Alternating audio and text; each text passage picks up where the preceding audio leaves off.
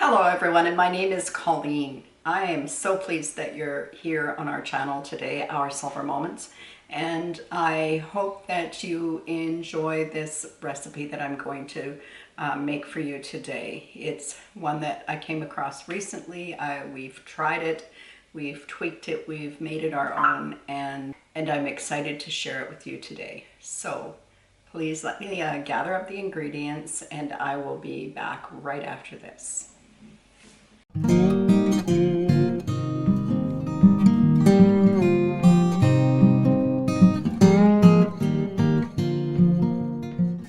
So today I am going to make a sweet potato shepherd's pie, and I'm going to make enough for two of us with some leftovers, I believe. I'm going to make it in this little pan. Does it tell me how big it is? No, it doesn't. I'm just going to make it in this little pan, and I am going to just start off by peeling a couple of sweet potatoes. And this dish turned out really delicious. We just had to, as I said, do a little tweaking on it, and we've made it you know, something that suits our palate and our taste. And it doesn't take long to make this. Anybody who makes shepherd's pie and uses any kind of, what would you say, quick methods, like using frozen vegetables and so forth, knows that it won't take long. So I am just going to cube these potatoes directly into the pot, and I'm doing them in smaller chunks so that I can get them to the boil quicker. And you want to try and keep them all close to the same size so they cook at the same rate. I feel like I'm in the dark today. I don't know if it's because it's darker outside, but I feel like it's darker inside too, if that makes any sense at all. I've got all my usual lights on, and I'm still feeling like I'm under a dark cloud today. Anyway, so I think that this is the perfect season for this recipe because sweet potatoes are, you know, basically all over the place where sweet potatoes grow. This is the time of the year that they come into season, and they're the best probably that they're going to be until next year when they come out of the ground. They have the least defects. They are the heaviest, so they haven't had a chance to sit in storage and dry out. And they are at their prime. So into the pot.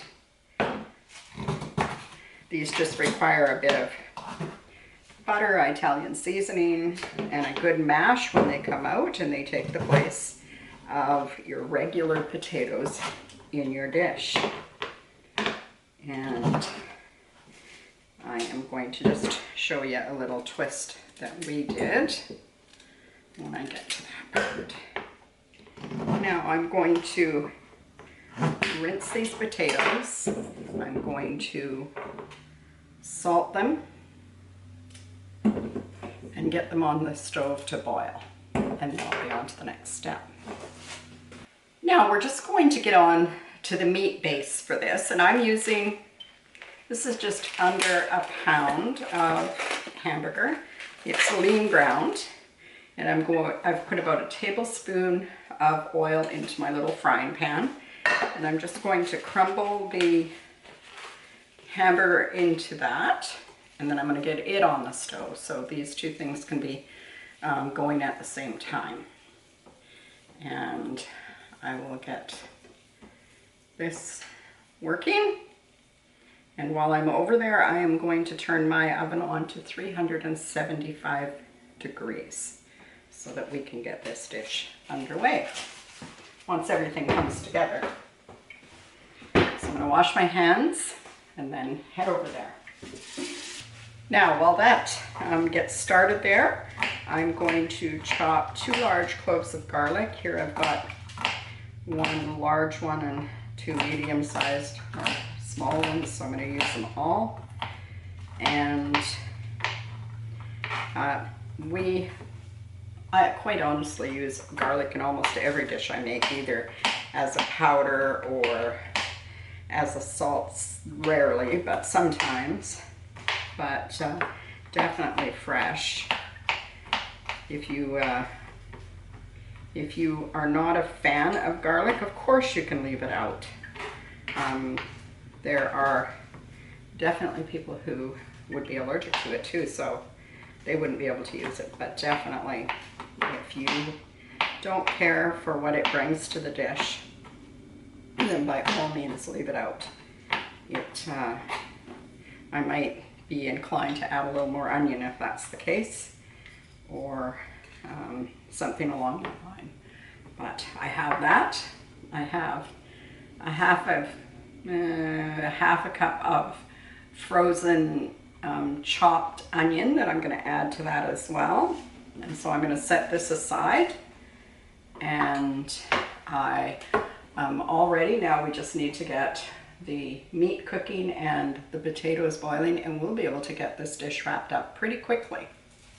While the potatoes are still boiling away, I have the meat fried up with the onions and the garlic, and I'm just going to put this in a bowl because I've got a couple of other things that I want to mix in with it, and it'll be easier to do that in a bowl than it will be in the frying pan.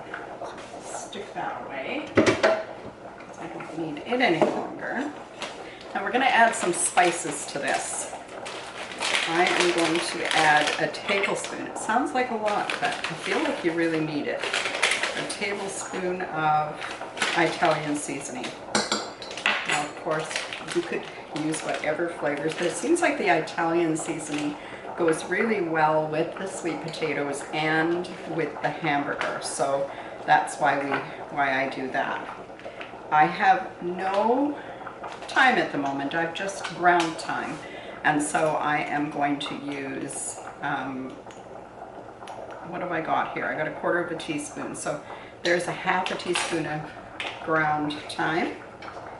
And I'm going to use a quarter of a teaspoon of cinnamon, because it just seems to add something really great with the sweet potatoes. And yes, I put it in the meat rather than in the sweet potatoes. I also need some pepper and some salt. And then I'm going to give this a bit of a stir just to get the herbs mixed around. And then I am going to add to this a tablespoon and a half or thereabouts of Worcestershire sauce. And I'm also going to add 3 tablespoons of pasta sauce, and this is just a jar from the store. It doesn't matter what kind it is. I have used ketchup in this, just so you know. You don't have to be too fancy with this. It can be any kind of tomato sauce, but you do need to have a little bit of tomato sauce in there. Now, I'm going to mix that up.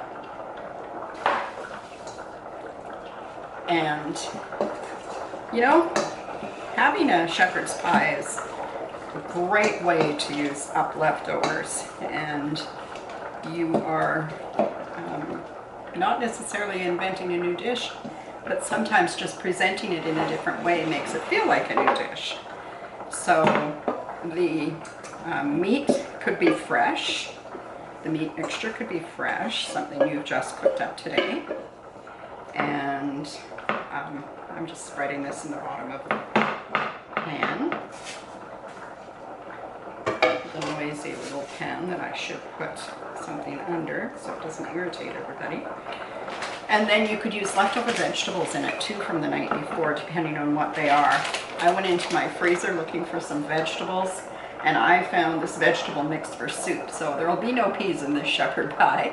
But this one has turnips and parsnips and leeks, onions, turnips, celery, and carrots in it. And I'm just going to add a layer. It's probably around, I'm going to say 3 cups.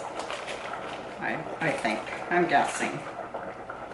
And you can too. That's okay. This is not one of those exacting things having shepherd's pie.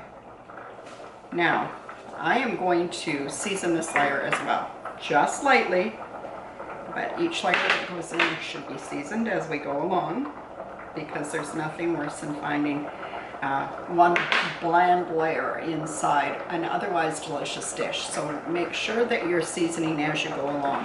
As I said, it doesn't have to be very much, but just a little bit will do.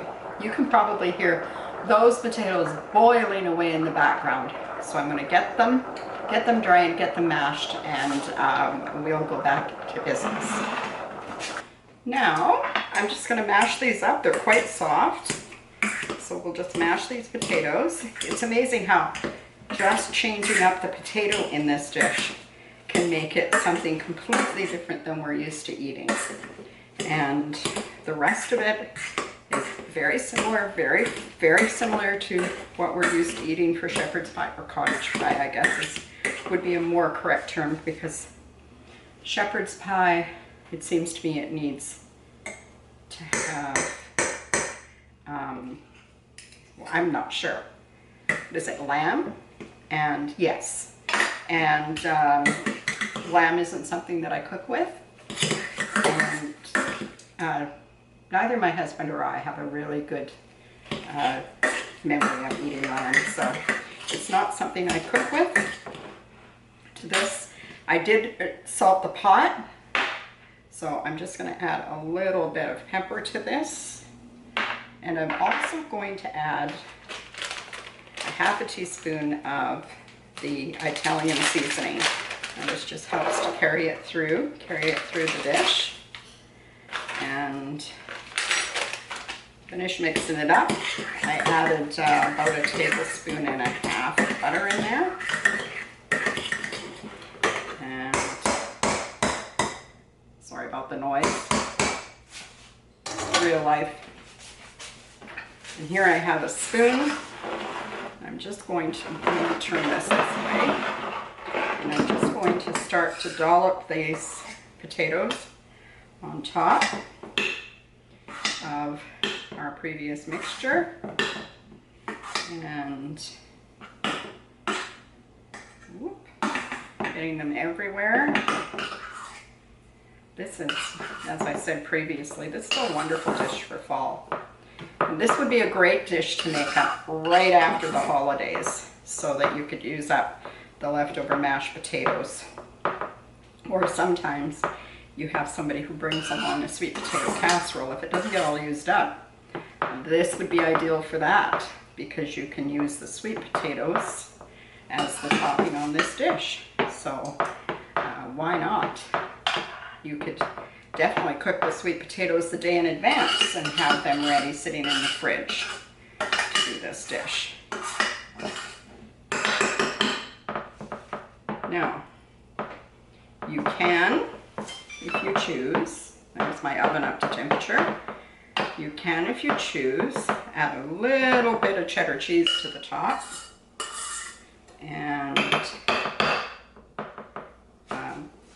that finishes it off nicely, but I definitely don't think it's something you have to do. Now I'm going to put this into a 375-degree oven for about 30 minutes. Maybe a little longer, because we want those vegetables in the center to cook through, but we don't want to leave it so long that we dry out our potatoes, because we didn't add a lot of moisture to them. So 30 to 35 minutes, which will give everything a chance to warm up and get married, and then we'll be ready to have this beautiful dish for dinner. Well, folks, I've gotten the sweet potato shepherd's pie out of the oven. It was in there 35 minutes, and I didn't want to mislead you. The frozen vegetables that I put in here were completely thawed. I made sure that the bag was out well in advance so that they were thawed. So I am just going to cut up a square of this and get it onto a plate. Hopefully it'll come out of here pretty so you can see what it looks like. You never know what they're going to do when you take them out.